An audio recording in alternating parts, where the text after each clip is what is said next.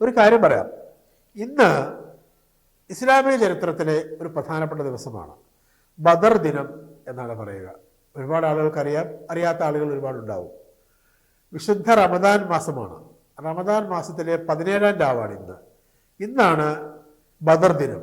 ബദർ ദിനം എന്ന് പറഞ്ഞാൽ ഇന്നിപ്പോൾ വെള്ളിയാഴ്ചയാണ്. പള്ളികളിലൊക്കെ ഇമാമുമാർ പറഞ്ഞ ഒരു വിഷയങ്ങൾ പ്രധാനപ്പെട്ടത് ബദർ ദിനത്തെക്കുറിച്ചാണ്. ബദർ ദിനം എന്ന് പറഞ്ഞാൽ മർദ്ദിതർ ചെറിയ പക്ഷമാണെങ്കിലും മർദ്ദകർക്കെതിരെ, അനീതിക്കെതിരെ ശക്തമായി ജനാധിപത്യപരമായി പൊരുതിയാൽ ആത്യന്തിക വിജയം സത്യത്തിനായിരിക്കും എന്നുള്ളതാണ്. അതാണ് അതിൻ്റെ ഏറ്റവും ലഘുവായി ചുരുക്കി പറയാവുന്നൊരു കാര്യം. അതായത് 313 പേർ മാത്രമായിരുന്ന മുഹമ്മദ് നബിയുടെ പക്ഷം, ആയിരക്കണക്കിന് ആളുകളുണ്ടായിരുന്ന അദ്ദേഹത്തിൻ്റെ ശത്രുപക്ഷത്തോട് പൊരുതി ജയിച്ചതിൻ്റെ ഓർമ്മ ദിനമാണ് മുസ്ലിങ്ങൾക്ക്, ഇസ്ലാമിക സമൂഹത്തിന് ബദർ ദിനം. ഇന്ത്യയുടെ കോണ്ടെക്സ്റ്റിൽ നമ്മളത് എങ്ങനെയാണ് മനസ്സിലാക്കേണ്ടത്? ഇന്ത്യയുടെ കോണ്ടെക്സ്റ്റിൽ മനസ്സിലാക്കേണ്ടതിൻ്റെ ഒരു കാര്യം പറഞ്ഞുകൊണ്ട് വിശദമായി പരത്തി പറയാതെ നിർത്താം. പ്രത്യേകിച്ച് കേരളത്തിൻ്റെ കോണ്ടെക്സ്റ്റിൽ അതിനെക്കുറിച്ച് പറയുന്നതിന് ഒരു കാര്യം പറയേണ്ടതുണ്ട്. ഈ ബദർ ദിനത്തിൻ്റെ പരസ്പര പോരാട്ടത്തിൻ്റെ തലേ ദിവസം പ്രവാചകൻ മുഹമ്മദ് നബി നടത്തുന്ന ഒരു വികാരഭരിതമായ പ്രാർത്ഥനയുണ്ട്. ആ പ്രാർത്ഥനയിൽ അദ്ദേഹം പറയുന്നത്, ദൈവത്തോട് പറയുന്നത്, ഞങ്ങളുടെ നാഥ, ഈ ചെറു സംഘം ഇന്നെങ്ങാനും തോറ്റുപോയി കഴിഞ്ഞാൽ അങ്ങയുടെ പേര് പ്രകീർത്തിക്കാൻ ഈ ലോകത്തിൽ ഒരാളും പിന്നെ അവശേഷിക്കുന്നുണ്ടാവില്ല എന്നാണ്. ആ ചെറു സംഘം നിലനിൽക്കേണ്ടതിൻ്റെ ആവശ്യകതയെക്കുറിച്ച് ഊന്നി പറയുകയാണ് അദ്ദേഹം ദൈവത്തോട്. പ്രവാചകനും ദൈവവും തമ്മിലുള്ള ഒരു കമ്മ്യൂണിക്കേഷനാണത്. വിശ്വാസികൾക്ക് വിശ്വസിക്കാം, അല്ലാത്തവർക്ക് വിശ്വസിക്കാതിരിക്കാം. പക്ഷേ കേരളത്തിൻ്റെ കോൺടെക്സ്റ്റിൽ അതിന് പ്രാധാന്യം എന്താണ്? ഇടതുപക്ഷം എന്നുള്ള ഒരു ചെറുസംഘം, ദേശീയതലത്തിൽ വേണമെങ്കിൽ ചെറുസംഘം എന്ന് പറയാവുന്ന, കേരളത്തിൽ മാത്രം ഭരണമുള്ള ഒരു പൊളിറ്റിക്കൽ മൂവ്മെൻറ്റ്, CPM നയിക്കുന്ന ഇടതുപക്ഷം. ആ ഇടതുപക്ഷമാണ് ന്യൂനപക്ഷങ്ങളുടെയും എല്ലാ തരത്തിലുള്ള പാർശ്വവൽക്കൃതരുടെയും വിഷയങ്ങൾക്കൊപ്പം, പ്രശ്നങ്ങൾക്കൊപ്പം, അവകാശങ്ങൾക്കൊപ്പം ഉറച്ചു നിൽക്കുന്ന കൂട്ടായ്മ.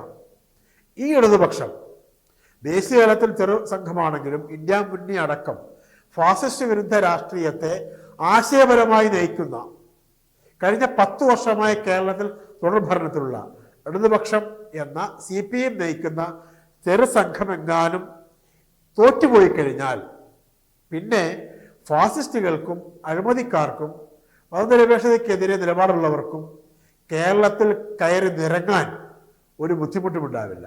അതുകൊണ്ട് ഈ ചെറുസംഘം എന്ന് വിശേഷിപ്പിക്കപ്പെടുന്ന ദേശീയതലത്തിൽ ചെറുതാണെങ്കിലും കേരളത്തിൽ ഭരണത്തിൽ നിന്നിരിക്കുന്ന, ദേശീയതലത്തിൽ ആശയപരമായി വളരെ വലിയ കൂട്ടായ്മയായ, രാജ്യത്തെമ്പാടും വിവിധ സംസ്ഥാനങ്ങളിൽ ഫാസിസ്റ്റ് വിരുദ്ധ കൂട്ടായ്മയെ നയിക്കുന്ന ഇടതുപക്ഷം തകർന്നു പോകാതിരിക്കേണ്ടത് രാജ്യത്തിൻ്റെ ഇന്നത്തെ ജനാധിപത്യ മതനിരപേക്ഷ കൂട്ടായ്മയുടെ ഇച്ഛാശക്തിക്ക് ഏറ്റവും പ്രധാനപ്പെട്ട കാര്യമാണ്.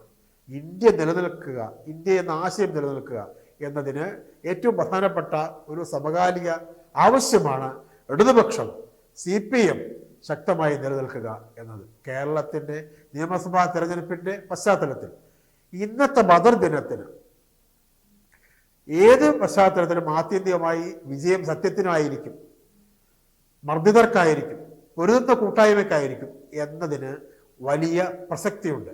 അത് UDF-ന് വേണ്ടിയും മുസ്ലിം ലീഗിന് വേണ്ടിയുമൊക്കെ നാവിട്ടരയ്ക്കുന്ന, അവരുടെ രാഷ്ട്രീയത്തിന് വേണ്ടി നാവ് വാടകയ്ക്ക് കൊടുത്തിരിക്കുന്ന വിശ്വാസികൾ ഉൾപ്പെടെയുള്ളവർ ഈ റമദാൻ മാസത്തിൽ ചിന്തിച്ച് മനസ്സിലാക്കേണ്ട കാര്യമാണ്. ഈ ബദർ ദിനം നൽകുന്ന സന്ദേശം ഇടതുപക്ഷം തോറ്റുകൂടാ എന്നുള്ളതാണ്.